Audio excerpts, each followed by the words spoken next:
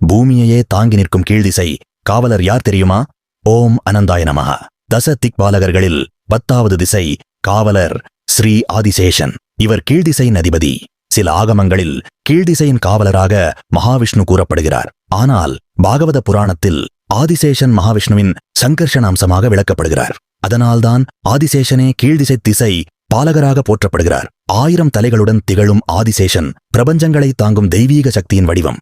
அவரது மேல் மகாவிஷ்ணு யோக நித்திரையில் பள்ளி கொள்கிறார். அதனால் ஆதிசேஷன் பாதுகாப்பு, ஆதாரம் மற்றும் நிலைத்தன்மையின் அடையாளம். புராணங்களில் லக்ஷ்மணர் மற்றும் பலராமர் ஆதிசேஷனின் அம்ச அவதாரங்களாக கருதப்படுகிறார்கள். அவரது ரூபம் பிரபஞ்சத்தின் அடித்தள சக்தியை குறிக்கிறது. அவரை தியானிப்பவர்கள் நாகதோஷ நிவர்த்தி, பாதுகாப்பு, மன அமைதி மற்றும் விஷ்ணு அனுகிரகம் பெறுவார்கள். இதன் மூலம் தச திக்பாலகர்கள் தெய்வீக தொடர் நிறைவு பெறுகிறது. இந்த முழு தொடரை ஆதரித்த அனைவருக்கும் மனமார்ந்த நன்றிகள். அடுத்ததாக நவக்கிரக தெய்வீக தொடரில் சந்திப்போம். ஓம் அனந்தாய நமஹ.